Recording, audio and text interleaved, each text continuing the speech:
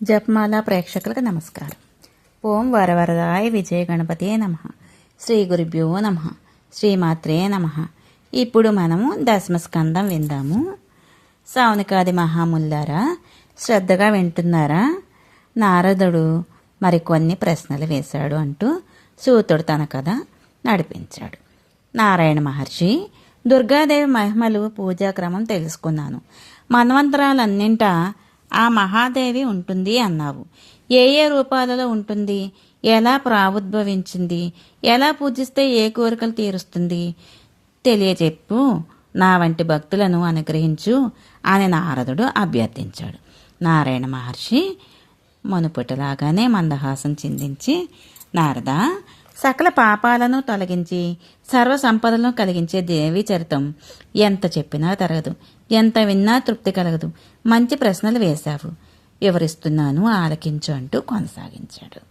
వింధ్యవాసిని గురించి విందాము. శ్రీహరి నాభి పద్మం నుంచి బ్రహ్మదేవుడు ఆవిర్భవించాడు. ఆయన జగన్నిర్మాత, సృష్టికర్త, లోకపితుడు, చతుర్ముఖుడు. ఆ పరమేష్ఠు నుంచి స్వయంభూ మనువు మానవపుత్రుడిగా అవతరించాడు. ఆ మనువుకి ధర్మపత్నిగా ధర్మస్వరూపిణి శతరూప ఆవిర్భవించింది.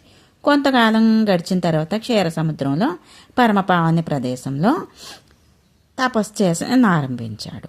మహాభాగ్యప్రద దేవిని ఆరాధించి మట్టితో దేవి మూర్తిని తయారు చేసుకుని ఉపాసించాడు. వాణి బీజ సంహితను మహామంత్రాన్ని మనసులో జపించగా నిరాహారుడే శ్వాసను బంధించి ఒంటికాలి మీద వర్షంలో నిలబడి 100 ఏళ్లు తపస్సు చేశాడు. కామక్రోధాలు జయించాడు. నిరంతరం దేవి పాదపద్మాలనే హృదయంలో ధ్యానిస్తూ స్థావరమైపోయాడు. అమ్మవారికి అనుగ్రహం కలిగింది, దర్శనమిచ్చింది, వరం కోరుకోమంది. ఆ మహారాజు ఆనంద పరవశుడయ్యాడు. అమరులకైనా అందని వరాలు అడిగాడు. జయదేవి విశాలాక్షి, జయ సర్వాంతరస్థితే, మాన్యే పూజ్యే జగద్ధాత్రి సర్వమంగళే.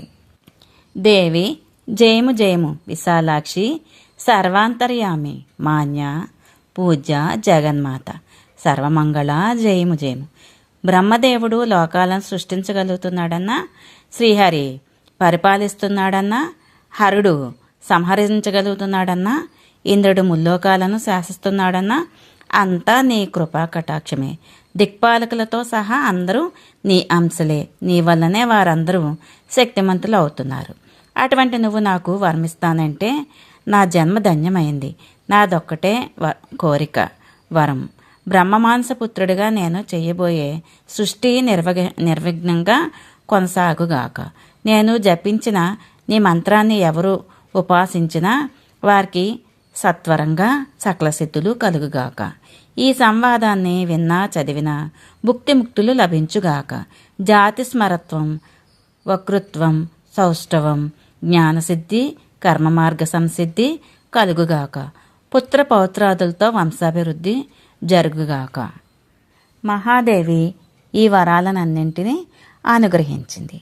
నీ రాజ్యం నిష్కంటకమగుగాక. నీ పుత్రులు వంశకరులగుదురుగాక. నీ భక్తి నిశ్చలంగా నిలిచి ముక్తినిచ్చుగాక అని ఆశీర్వదించి స్వయంభూ మనువును చూస్తుండగానే వింధ్యా పర్వతాల వైపు వెళ్ళిపోయింది. నారద, వింధ్యాద్రిని నువ్వు ఎరుగుదు కదా. ఒకప్పుడు ఆకాశానికి ఎదిగి సూర్యుడి రథాన్ని అడ్డుకొని గమనాన్ని నిరోధించి నా మహాపర్వతం. ఆ పర్వతం మీద అమ్మవారు నివసిస్తుంది కనుకనే వింధ్యవాసిని దేవి అని పేరు ఏర్పడింది. నారాయణ మహర్షి మాటలు సూతుడు ఈ విషయాన్ని చెప్పేసరికి వింటున్న సౌనకాది మహామునులకు వింధ్య పర్వతం కథ తెలుసుకోవాలని అనిపించింది.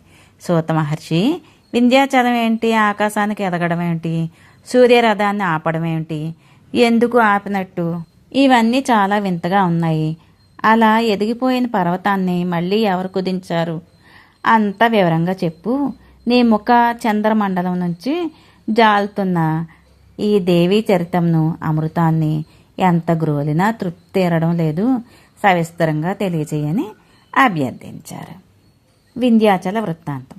మహాముల్లారా, పర్వతాల్లోకెల్లా గౌరవాస్పదమైన వింధ్య పర్వతం దట్టమైన అడవులు, మహావృక్షాలు, ఫలపుష్పభరితాలు, లతలు, పొదలు, వరాహ మహిష వ్యాఘ్ర శార్దూల వానర శశక ఋష అంటే ఎలుగుబంటి, శృగలాది అంటే నక్క, జంతువులు, సుఖ సౌరికాది పక్షులు, అన్ని ప్రాణులకు తుష్టిని పుష్టిని కలిగించే మహాపర్వతం, నదీ నదాలతో ఇసుక తెన్నెలతో దేవ గంధర్వ కిన్నెర కింపురుషాది జాతులను ఆకర్షించే గిరిరాజం అది.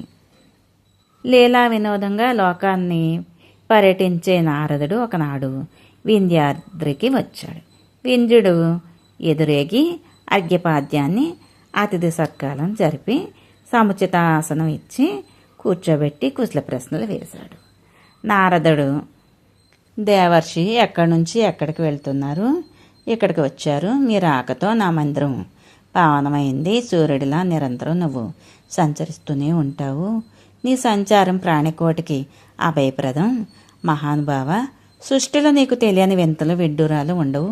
అటువంటి అపూర్వ అద్భుతావహానులు వృత్తాంతం ఏదైనా ఒకటి చెప్పు, చెవులను కువిందు చెయ్యి అని అడిగాడు. వింధ్యాద్రి, నేనిప్పుడు బంగారు కొండ మేరుపర్వతం నుంచి వస్తున్నాను. ఆ శిఖరం మీద ఇంద్రాగ్ని యమ వరుణ లోకాలు ఉన్నాయి. అష్టదిక్పాలకులకు భవనాలు ఉన్నాయి. అవి భవనాలంటే భవనాల సకల భోగభాగ్య భువనాలు అని చెప్పి నారదుడు గట్టిగా నెట్టూర్చాడు. అదేమిటి దేవర్షి అలా నెట్టూస్తున్నావు? కారణం ఏంటి అని సంభ్రమంగా అడిగాడు వింధ్యాద్రి. పాపం ఈయనకి ఏదో మూడిందులేండి. అదేమిటి దేవర్షి అలా నిట్టూరుస్తున్నావు అని అడగగానే నారదుడి ముఖం విప్పారింది. అద్రిరాజా, ఏం చెప్పమంటావు?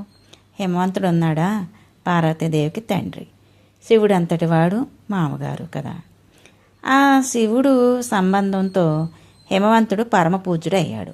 అలాగే కైలాసమును, అది శివుడికి సాక్షాత్తు నివాస భవనమే. పూజ్యుడును పాప వినాశకుడు కీర్తి పొందాడు.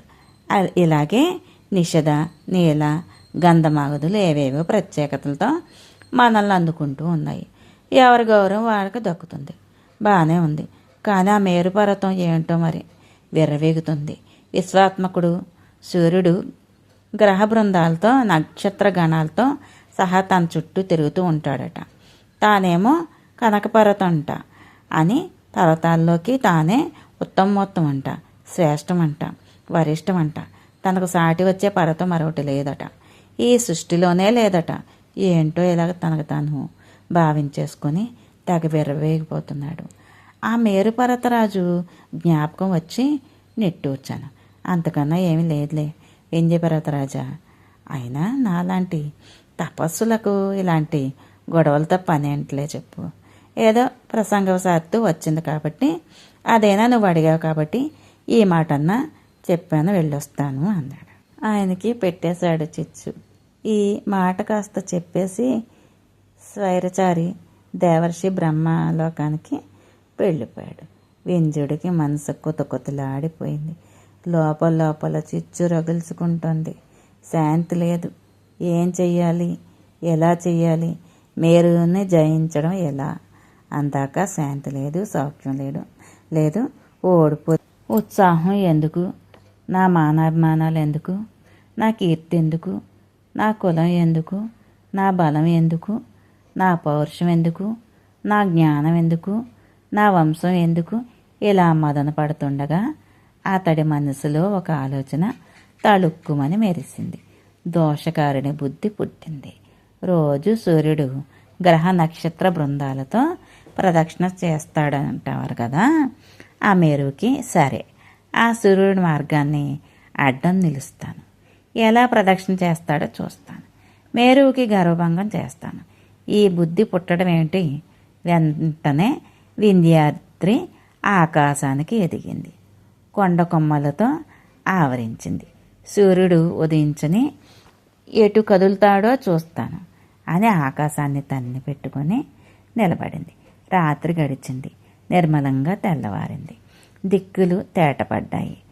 తూర్పు కొండన సూర్యరథం కదిలింది. కిరణాలు దశ దిశలా పరుచుకున్నాయి. పద్మాలు వికసించాయి. కలువలు ముకుళించాయి. లోకులు తమ తమ పనులకు ఉపక్రమించారు. పూర్వాహ్న, అపర్ణాహ్న, మధ్యాహ్న విభాగం కల్పించి హవ్యకవ్య భూతబలులను దేవతలను వృద్ధిపరిచే సూర్యుడు తూర్పు నుంచి కదిలి ఆగ్నేయానికి సాగి అక్కడి నుంచి దక్షిణ దిశ ప్రయాణం సాగింది. అతడు వచ్చి వెడుతుంటే దిక్కాంతాలు విరహవేదనలు లోనవుతున్నారు. దక్షిణ దిశలో పెడుతున్న రథం హఠాత్తుగా ఆగిపోయింది. సారథి అనూరుడు ఒక పెట్టున అరిచాడు, సూర్యదేవ, వింధ్యపర్వతం ఎదిగి ఆకాశ మార్గాన అదిగో అడ్డంగా నిలబడింది. నీ ప్రదక్షిణం కోరి మేరుతో పోటీ పడుతున్నట్టున్నాడు. సూర్యుడు ఆశ్చర్యపోయాడు. ఆకాశ మార్గంలో కూడా అడ్డంకులు? అవును మరి, అభివృద్ధి చెందుతున్న సూర్యుడు ఏదైనా సాధిస్తాడు. అతడికి అసాధ్యం ఏదీ ఉండదు. రథం ఆగిపోయింది. దేవుడే కాపాడాలి. దైవమే బలీయం. రాహు బాహువులను సాచి కబలించిన క్షణకాలమైన ఆగని. నేను ఇప్పుడిలా అడ్డగింపబడ్డానంటే విధి బలీయం కాక మరింకేమిటనుకోను. సూర్యుడు ఆగిపోయాడు. ఏ లోకానికి దిక్కు తోచలేదు. ఎవరిని శరణ వేడాలి? కర్తవ్యం ఏమిటి? ఏమీ తోచలేదు. మానవులే కాదు, చిత్రగుప్తాదులు కూడా సూర్యుడు బట్టే కాలాన్ని గణిస్తారు. ఇప్పుడు ఏం చేయాలో వారికి పాలుపోలేదు. ఒక పర్వతం సూర్యభగవానుడిని అడ్డుకోవడమా? ఆహా, దైవ విపర్యం! జగత్తు స్తంభించిపోయింది. స్వాహా స్వదాకారాలే లేవు. ఇది పశ్చిమ దిక్కువాని అవస్థ. ఇక దాక్షిణ్యాతుల పరిస్థితి ఏంటి? రాత్రి తరగడం లేదు, మెలకు వచ్చినా వేకు కావడం లేదు. తూర్పు ఉత్తర దిక్కుల వారు నిలబడిపోయినా సూర్యుడి తాపాన్ని తట్టుకోలేక అల్లాడుతున్నారు. ఏ రకాలైతే ఏమి, మొత్తం ప్రజానీకం అంతా మృతము, నష్టము, భగ్నము, వినాశము అయిపోతుంది. అంతటా హాహాకారాలు వినవస్తున్నాయి. సంధ్యావందన హోమాది క్రతువులు ఆగిపోయాయి. దాంతో ఇంద్రుడితో సహా దేవతలంతా ఏం చేయాలో తోచలేదు. మడమలు తొక్కుకుంటున్నారు.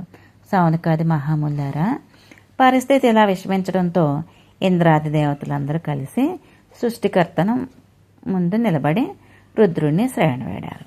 ఉమా, లలిత, పంకజ, గణాధ్యక్ష, అష్టసిద్ధి, విభూతిదాత, మహామాయ, విలాస స్థానమన, పరమాత్మ, వృషాంక, అమరేశ, కైలాసవాస, అహిర్బుధ్న, మాన్య, మను, మానస, అజ, స్వాత్మ, రామ, శంభు, గణనాథ, దేవ, గిరీశ, విష్ణు, మహావిష్ణుస్తుతి, మహాహృదయ పద్మ నివాస, మహాయోగరత, యోగగమ్య, యోగి విభూ యోగీస, యోగ ఫలప్రద, దీనరక్ష పర, దయా సాగర, అర్తి ప్రశమన, ఉగ్రవీర్య, గుణమూర్తి, వృషధ్వజ, కాలస్వరూప, కాలకాల, నమో నమః, నమో నమః అంటూ సాగిలపడ్డారు.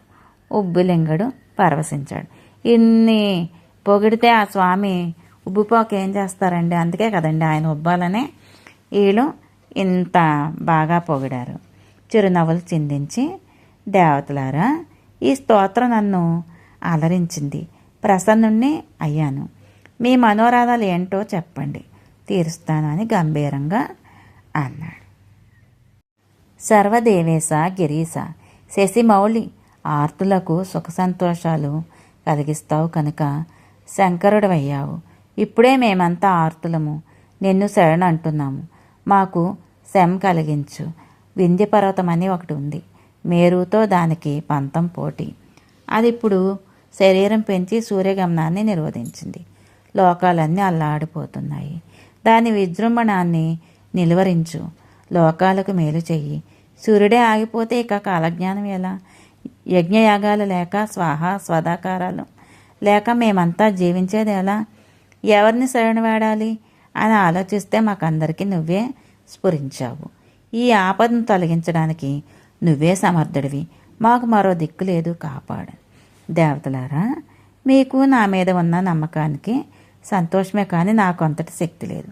ఏ పర్వతాన్నైనా అణిచివేయగల సమర్థుడు రమాకాంతుడు ఒక్కడే. అతడే మనకందరికీ ప్రభు, సర్వకారణ కారణుడు. నేను వస్తాను. పదండి, వైకుంఠానికి వెళ్దాం. శ్రీహరితో విన్నవించుకుందాం. కష్టాలు కడతేరుస్తాడు అనడమేమిటి? శివుడి వెంట దేవతలందరూ బయలుదేరి వేగంగా వైకుంఠం చేరుకున్నారు. విష్ణుమూర్తి జయము జయము, రమావల్లభ శరణ్ శరణం, మహాపురుష దైత్యారి కామజనక, సర్వకామ ఫలప్రద, మహావరాహ గోవింద, మహాయజ్ఞ స్వరూపక, మహావిష్ణు ధ్రువేశ, జగదుత్పత్తి కారణ, మత్స్యావతార ధరించి వేదాలను ఉద్ధరించావు, సత్యవ్రత ధరాధీశ, సురకార్య సాధక, అమృతాప్తికర, ఈశాన నమో నమః. ఆది దైత్యుడిని సంహరించడానికి ఆదిశూకర రూపం ధరించినవాడా, భూమి భారావహ కూర్మా రూప, హిరణ్యకశిపుణ్ణి మట్టు పెట్టడానికి నరసింహస్వామి అవతారం ఎత్తినవాడా, బలిచక్రవర్తిని కికురించడానికి వామనమూర్తి అయినవాడా, దుర్మార్గులైన క్షత్రియుల్ని అంతమొందించడానికి రేణుకా జమదగ్నులను పుత్రుడివై పరశురామ, దశకంఠధర సంహారం కోసం భూలోకాన అవతరించిన దాశరథి, కంస దుర్యోధనాది రాక్షసాంశాలను తుమినిన భూభారం తొలగించిన ధర్మ సంస్థాపన శ్రీకృష్ణావతార ధరించిన శ్రీకృష్ణ, పశుహింసను వారించి దుష్టయజ్ఞాలను నిషేధించిన బుద్ధావతార, దుష్టుల పాలనలో మగ్గిపోతున్న లోకాన్ని కాపాడడం కోసం కలికి ధరించినవాడా, శిష్ట రక్షణకు దుష్ట శిక్షణకు దశావతారాలు ఎత్తి సర్వదుఃఖహారుడవయ్యావు. భక్తుల ఆర్తిని తొలగించడం కోసం స్త్రీ జన్మలే కాదు జలజన్మలు రూపాలను కూడా ధరించావంటే నీకంటే దయానిధులుంటారా? భక్తార్తిహర నమో నమః, నమో నమః. దేవతలు భక్తి ప్రపత్తులతో స్తుతించి సాష్టాంగ నమస్కారాలు చేశారు. ఈ దశావతారాల స్తోత్రం చదివి స్వామిని అనుగ్రహింపమని కోరుకున్నారు. గదాధరుడు ప్రసన్నుడయ్యారు, మందహాసం చిందించాడు. దేవతలారా, నేను ప్రసన్నుడనే అయ్యాను. మీకింకా భయం లేదు. వేదనలన్నీ మర్చిపోండి. భరింపరాని మీ దుఃఖాలను తొలగిస్తాను. ఎంతటి దుర్లభమైన వరమైనా సరే ఇస్తాను, కోరుకోండి.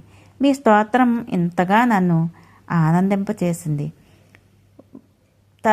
లేచి కూర్చొని శుచి ఈ స్తవాన్ని పఠించిన వారికి ఏ దుఃఖాలు రావు. అనారోగ్యానికి దారిద్ర్యానికి వారి ఇళ్లకు దరితాపులైనా రావు. దుష్టగ్రహ భూత ప్రేత పిశాచాలు పేడలు ఉండవు. మంచి సంతానంతో భోగభాగ్యాలతో సుఖాలను అనుభవిస్తూ చిరకాలం జీవిస్తారు. 1000 ఏళ్ల ఈ స్తోత్రం సర్వార్థ సాధకం, భుక్తి ముక్తి ప్రదాయకం. మీ విబుధులారా, మీ మనస్సులో బాధ ఏంటో చెప్పండి, తప్పకుండా తొలగిస్తాను. ఆడు మాత్రం కూడా సందేహించకండి అని శ్రీహరి ప్రసంగంతో ఇంద్ర రుద్ర బ్రహ్మాది దేవతలు ఉత్సాహం కలిగి వింధ్య వృత్తాంతం విన్నవించారు. శ్రీ మహావిష్ణువుని ఈ స్తోత్రంతో పారాయణం చేయడం వల్ల ఎంత ఉపకారం జరుగుతుందో, ఎంత పుత్రపౌత్రులతో సుఖంగా సంతోషంగా ఉంటారని ఆ స్వామే చెప్తున్నారండి. దేవదేవ మహావిష్ణు సృష్టి స్థితి లయ కారణ వింధ్య పర్వతం సూర్యభగవానుడిని అడ్డుకుంది. మేమంతా భోగభాగ్య రహితులమైపోయాం. ఏం చేయాలో ఎక్కడికి పోవాలో దిక్కుతోచక నీ సన్నిధికి వచ్చాం. నువ్వే కాపాడాలి అని మొరపెట్టుకున్నారు. దేవతలారా, చరాచర జగత్తు అంతటికీ కన్న తల్లి శ్రీమన్ మహామాత, ఆ దేవిని నిరంతరం అర్చించే అగస్త్య మహర్షి వారణాసిలో ఉన్నాడు. మహా తేజస్వి. అతడు వింధ్య గర్వాన్ని అణగొడతాడు. ముక్తిధామమైన ఆ కాశీకి వెళ్ళి అగస్త్యుణ్ణి అభ్యర్థించండి. విష్ణుమూర్తి చెప్పిన ప్రకారం దేవతలందరూ కాశీకి వెళ్ళారు. భక్తియుక్తులై మణికర్ణికలో సచేల స్నానం చేశారు. దేవపితృతర్పణాలు విడిచిపెట్టారు. దాన ధర్మాలు చేశారు. అగస్త్యుణ్ణి ఆశ్రమం చేరుకున్నారు. ప్రశాంతమైన వాతావరణం, గుబురుగా ఎదిగిన చెట్లు, మయూర సరస హంస చక్రవాక గుంపులుగా సంచరిస్తున్నాయి. వ్యాఘ్ర శార్దూల క్రూర మృగాలు సైతం నిశ్శబ్దంగా ప్రసన్నంగా తపస్సుల్లా ఉన్నాయి. కుటీరంలో మహర్షి ధ్యానంలో కూర్చొని ఉన్నాడు. దేవతలు అట్టే అలికిడి చేయకుండా వెళ్ళి సాష్టాంగ నమస్కారంలో పడ్డారు. బ్రాహ్మణోత్తమ, పరమపూజ్య, వాతాపి బలనాశక, కుంభ సంభవ, లోపాముద్రాపతి, మిత్రావరుణ నందన, సర్వ విద్యానిధి, శాస్త్రనిధి, నువ్వు ఉదయిస్తే జలప్రవాహం తేరుకుంటుంది, రెల్లు దుబ్బను వికసిస్తున్నాయి. రావణుడంతటి వాడు నీ భక్తుడు, జటామండలధారి, శిష్య బృంద విహారి, నమో నమ. దేవతాస్తుత్య గుణ రాశి, ఆపోసితవ రాశి, సముద్రాలను ఆపోసన పట్టినవాడు, శరణు శరణు స్వామి, శరణు శరణు. వింధ్య పర్వతానికి గర్వభంగం చేసి లోకాలను కాపాడు. దేవతలు స్తుతిని అభ్యర్థనను ఆలకించి అగస్త్యుడు ప్రసన్నుడే మెల్లగా కన్నులు విప్పారు. మీరంతా ఉత్తమోత్తములు, దేవతలు, త్రిభువనేశ్వరులు, లోకపాలకులు, మహాత్ములు, నిగ్రహాలు సమర్థులు, తిరుగులేని వజ్రాయుధం చేపట్టిన ఇంద్రుడు అన్నాడు. హవ్యకవ్య వాహనుడు అగ్ని ఉన్నాడు, దేవతలకు అతడే కదా ముఖస్థానీయుడు. రాక్షసగణాలను గడగడలాడించగలిగిన వరుణుడున్నాడు, యముడున్నాడు. వీరిలో ఏ ఒక్కరూ తలుచుకున్న వింధ్య పర్వతానికి శృంగభంగమైపోతుంది. అలాంటిది అందరూ వచ్చి నన్ను కోరుతున్నారంటే వింతగా ఉంది. మహర్షి, వింత ఏమీ లేదు, అది మాకెవరికీ సాధ్యం కాదు. విష్ణుమూర్తి సూచనపై నిన్ను అభ్యర్థిస్తున్నాము. నువ్వే సమర్థుడివి, నిశ్చేష్టమైపోయిన ముల్లోకాలను కాపాడే శక్తి నీకే ఉంది. సూర్యుడికి గతి కల్పించి వింధ్యుడికి సన్మతి పుట్టించు. నీ తేజస్సుకి లొంగిపోతాడు, నమ్రుడవుతాడు. కేవలం ఈ పని మీదనే వచ్చాం, ఉపకారం చేసి పెట్టు, చెయ్యాలి తప్పదు. దేవతల విజ్ఞప్తిని అగస్త్యుడు అంగీకరించాడు. సరే అన్నాడు. విభుదులు అంతరంగాలు తేలికపడ్డాయి. తృప్తిగా ఊపిరి పీల్చుకొని తిరిగి వెళ్ళారు. అగస్త్యుడి దక్షిణ పదయాత్ర. దేవతలు వెళ్ళాక అగస్త్యుడు ధర్మపత్రి లోపాముద్రను పిలిచి, రాకుమారి, మన కాశీ నివాసానికి విఘ్నం రానే వచ్చింది. వింధ్య పర్వతం సూర్యుడి దారికి అవరోధం కలిగిందట. దానిని తొలగించమని దేవతల ఆజ్ఞ. మనం వెళ్ళక తప్పదు. కాశీ గురించి పూర్వీకులు చెప్పిన మాట వాస్తవం. కాశీలో నివసించే వారికి విఘ్నాలు చాలా వస్తాయి. అయినా ముముక్షువులు అవిముక్తాన్ని కాశీని విడిచిపెట్టకూడదు అన్నారు.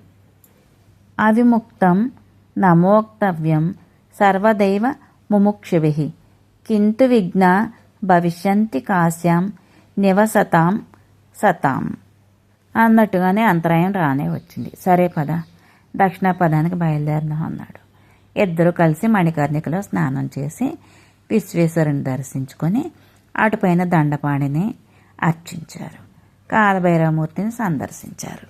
కాలరాజా, మహాబాహు, భయానసక, కాశీపట్నానికి నువ్వు ప్రభువు. కాశీవాసులకు కలిగే విఘ్నాలను అన్నింటినీ తొలగించేవాడువు, భక్తులకు రక్షించేవాడివి. నన్నెందుకు దూరం చేస్తున్నావు? స్వామి, నేను చేసిన అపరాధం ఏమిటి? ఎవరి మీద నేను అపవాదులు వేశానా? అసత్యాలు పలికానా? లోపగుణానికి లొంగిపోయానా? ఏ పాపం చేశానని నాకు ఈ శిక్ష విధిస్తున్నావు? ఎందుకు వెళ్ళగొడుతున్నావు? సాక్షి గణపతి, విఘ్న నివారణ, నీకు కోపమే వచ్చిందా? కాశీని విడిచిపెట్టి వెళ్ళవలసిన అవసరం ఎందుకు కల్పించావు? ఆ ముని దంపతులు ఇలా కాశీ దేవతలందరినీ దర్శించి ప్రార్థించి వినపాలు చేసుకొని దక్షిణ దిక్కుకు బయలుదేరారు. కాశీని విడిచిపెట్టవలసి వస్తోంది అన్న బాధ అనుక్షణం వారిని పీడించింది. గుండె దిటవు పరుచుకొని ప్రయాణం సాగించారు. అడుగడుగున కాశీని తలుచుకుంటూ నడిచారు. కొంత దూరం వెళ్ళాక నడక చాలించి తపశ్శక్తినే విమానం చేసుకొని ఆకాశ మార్గాన దక్షిణ పదం వైపు వచ్చారు. నిమిషన్నరతో ఎట్ట ఎదుట వింధ్య పర్వతం కనిపించింది. ఆకాశానికి తన్నుకుని నిలబడి ఉంది. ముని దంపతులు ఆశ్చర్యచకితులై చూస్తూ నిలబడ్డారు. అగస్త్యుడికి అల్లంత దూరంలోనే చూసి వింధ్యుడు వణికిపోయాడు. మహర్షికి మర్యాదలు చేయాలి, స్వాగతం పలకాలి, ఎలాగా అని కంగారు పడ్డాడు. తానంతాను కుచించుకొని వినయంగా భక్తిగా సాష్టాంగ నమస్కారం పడ్డాడు. అగస్త్యుడి మనసు ప్రసన్నమైంది. ముఖం విప్పారింది. వత్స, దక్షిణాపదానికి వెళ్ళి నేను తిరిగి వచ్చే వరకు నువ్వు ఇలాగే ఉండు. ఆకాశానికి అడ్డంగా ఎదిగి ఎత్తుగా నువ్వుంటే నీ శిఖరాలన్నీ అధిరోహించి దాటి వెళ్ళగలిగిన ఓపిక నాకు లేదయ్యా. అందుకని పుత్రక, నేను వెళ్ళి వచ్చే వరకు నువ్వు ఇలాగే ఉండు అని చెప్పి లోపాముద్రాగస్యులు వింధ్యాన్ని దాటి దక్షిణ దిశకు వచ్చేశారు. శ్రీశైలాన్ని దర్శించి మలయాత్రి మీద ఆశ్రయం నిర్మించుకొని కాపురం ఉన్నారు. అగస్త్యుడి అభ్యర్థన మేరకు శ్రీమన్మహాదేవి వింధ్య పర్వతాన విడిది చేసింది. భక్తాగ్రేసరుడు అర్చనలకు తానే అందుబాటులో నిలిచింది. వింధ్యవాసినిగా ప్రసిద్ధికెక్కింది. స్వయంభూ మనువు ఈ వింధ్యవాసినినే ఉపాసించాడు. నారాయణ మహర్షి నారదుడికి చెప్పిన వృత్తాంతాన్ని సూతుడు సౌనకాది మహాములు వినిపించాడు. ఈ ఉపాఖ్యానం పుణ్యప్రదం, పాపనాశనం. రాజులకు విజయాన్ని, ద్విజులకు జ్ఞానాన్ని, వయస్సులకు ధనధాన్య సమృద్ధిని, మిగిలిన వారికి సుఖ సంతోషాలు కలిగిస్తుంది. ఒక్కసారి చదివినా విన్నా చాలు అని ఫలశ్రుతి కూడా చెప్పారు. మన్వంతరాలలో మహాదేవి. సౌనకాది మహాముల్లారా, మొదట మన్వంతరంలో జగన్మాత వింధ్యవాసినిగా ఆరాధనలు అందుకుంది. మిగతా మన్వంతరాలలో ఏ ఏ రూపాలతో ఎవరెవరు అర్చనలు అందుకున్నట్టో తెలియచెప్పమని నారదుడు అడిగాడు. నారాయణ మహర్షి ఇలా వివరించాడు. నారద, స్వయంభూ మనువు మొదట మనువు. ఆయన వింధ్యవాసినిని ఆరాధించాడు. ఆకంటకంగా రాజ్యపాలన సాగించాడు. ప్రియవ్రత, ఉత్తానపాదులు ఇద్దరు అతడు కుమారులు. మహా తేజస్సులు, పరిపాలకులుగా సుప్రసిద్ధులు. ఈ స్వయంభూడు తరువాత స్వారోచిషు రెండో మనువు. ఇతడు ప్రియవ్రతుడి కుమారుడు. అప్రమేయ బల పరాక్రమ సంపన్నుడు. కాళింది తీరాన ఆశ్రమం కట్టుకుని మట్టితో దేవి విగ్రహం చేసి దాని ఎదుటే కూర్చొని తపస్సు చేశాడు. 12 సంవత్సరాలకి అమ్మవారు అనుగ్రహించింది. కోటి సూర్యప్రభుల విరజిమ్ముతూ ప్రత్యక్షమైంది. స్వారోచిషునికి సర్వ మన్వంతరాలకు ఆధిపత్యం ప్రసాదించింది. తారిణి అనే పేరుతో ప్రసిద్ధికెక్కింది. తరువాత ఉత్తముడు అనే మూడవ మనువు వ్రతసుతుడుమాట. గంగా తీరంలో 3 ఏళ్ళు తీవ్రంగా తపస్సు చేశాడు. అమ్మవారి అనుగ్రహం పాత్రుడయ్యాడు. నిష్కంటకంగా రాజ్యం పాలించి ఉత్తమ సంతానం పొంది భోగభాగ్యాలు అనుభవించి ధర్మకార్యాలు ఆచరించి రాజర్షి పదవి పొందాడు. ప్రియవ్రతుడికి 4వ కుమారుడు తామసుడు మనువు అయ్యాడు. నర్మదా నది దక్షిణ తీరంలోని దేవి సమర్చన చేశాడు. వసంత సదృశుల్లో నవరాత్రి సపర్యలు చేశారు. స్తోత్రాలతో అనుగ్రహం సంపాదించాడు. జలదాక్షిగా అవతరించి జగన్మాత వరాలు ప్రసాదించింది. ఆకంటకంగా రాజ్యమేలి 10 మంది మహావీరుల్ని పుత్రులుగా పొంది ఉత్తమ లోకాలకు చేరుకున్నాడు. తామసుడి తమ్ముడు రైవతుడు 5వ మనువు అయ్యాడు. కాళింది తీరంలోనే తపస్సు చేశాడు. సరస్వతి బీజాక్షరంతో కలిపి అమ్మవారు మహామంత్రాన్ని రహస్యంగా జరిపించాడు. జగజ్జనని అనుగ్రహానికి పాత్రుడే రాజ్యాన్ని శత్రుపీడారహితంగా పరిపాలించి సత్పుత్రుల్ని పొంది ఇంద్రలోకం చేరుకున్నాడు. అంగపుత్రుడు చాక్షుషుడు 6వ మనువు అయ్యాడు. సుపులహుడు అనే బ్రహ్మర్షిని శరణు వేడాడు. సిరి సంపదలు కలిగే ఉపాయం చెప్పమని సమస్త మేదిని మండలానికి ఆధిపత్యం లభించేలాగా తెలపమన్నాడు. అవ్యాహత భుజబలం, శస్త్రాస్త్ర నైపుణ్యం కావాలని, ఉత్తమ సంతానం, అఖండ యవ్వనం, జన్మాంతంలో మోక్షం, ఇవి నా అభిలాషలని అభ్యర్థించాడు.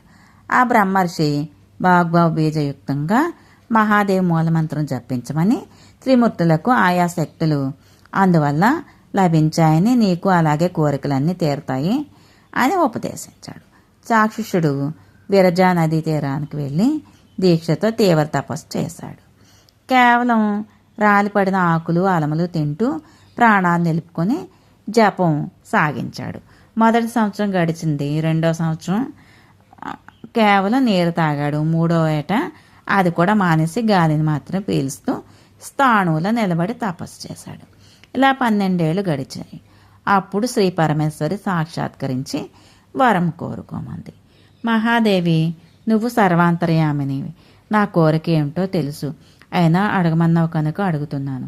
మనవంతర రాజ్యం కావాలి.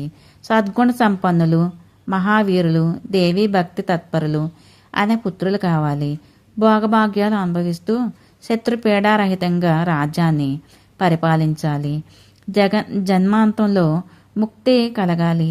దేవేసి అనుగ్రహించు అని అభ్యర్థించాడు చాక్షుషుడు.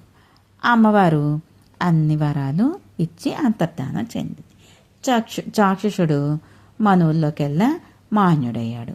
అతడి కొడుకులు సమర్థులు అనిపించుకున్నారు. మనవంతరకాలం రాజ్యం చేసి చాక్షుషుడు దేవి ప్రసాదం వల్ల ముక్తి పొందాడు. నారద, వైవస్వత మనువు 7వ మనువు, సావర్ణి 8వ మనువు. వీరిద్దరి దేవి సమక్షంలోనే మనవంతరాలకు అధిపతులు అయ్యారు. వీరిలో సావర్ణి జన్మాంతర రాధన, అందుకని పుట్టుకతోనే మన్వంతరాధిపతి అయ్యాడు. ఈ కథ ఏంటంటే మను సావర్ణి అంటే సురధుడు. దేవి మహత్యం విందాము. స్వారోచిష మన్వంతరం కాలంలో చైత్రవంశంలో సురధుడు అనే మహారాజు ఉండేవాడు. సుప్రసిద్ధుడు, బల పరాక్రమవంతుడు, గుణగ్రాహి, ధనుర్ధారి, స్వయంగా కవి, ధనము సంపాదించాడు. సంపాదించిన దాన్ని యాచకులకు పంచిపెట్టడం రెండూ తెలిసినవాడు. సర్వశాస్త్రాల కుశలుడు.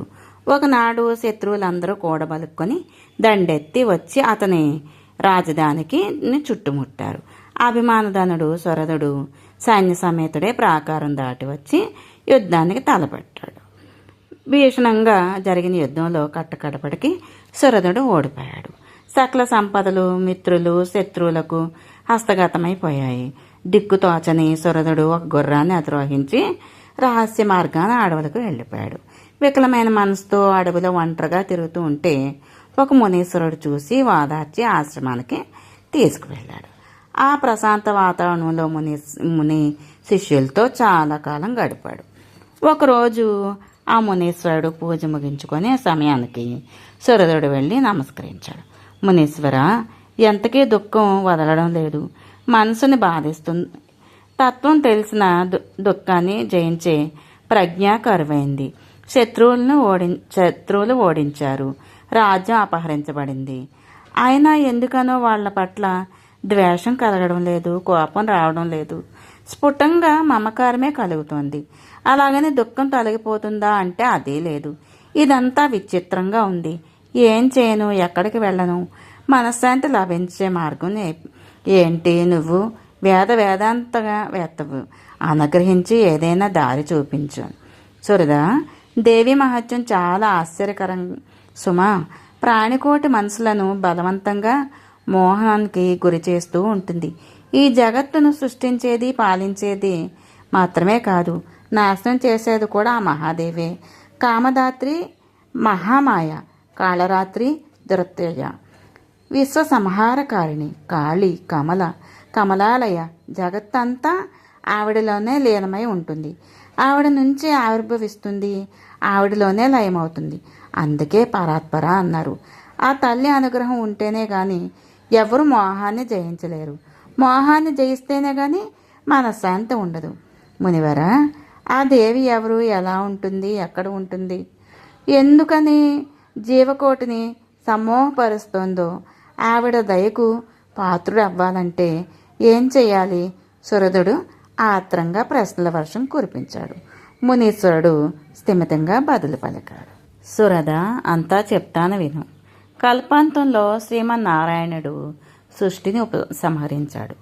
ఆదిశేషుడి మీద యోగ నిద్రకు ఉపక్రమించాడు. అతడి చెవుల నుంచి గులుగు జారిపడింది. ఆ కర్ణకమలం నుంచి మధుకైటబులు దానవులు ఉద్భవించారు. భీషణాకారులే, మహాకాయులే క్రూరాతి క్రూరంగా పుడుతూనే బ్రహ్మదేవుడిని సంహరించబోయారు. బ్రహ్మ భయపడిపోయాడు. శ్రీమన్నారాయణుడు నిద్రపోతున్నాడు. ఇప్పుడు ఎవరు శరణు వేడాలి అని బాగా ఆలోచించి బుద్ధిలో మెరుపు మెరిసింది. నారాయణుడిని వరుసపరుచుకొని నిద్రాదేవిని శరణు వేయడమన్నారు.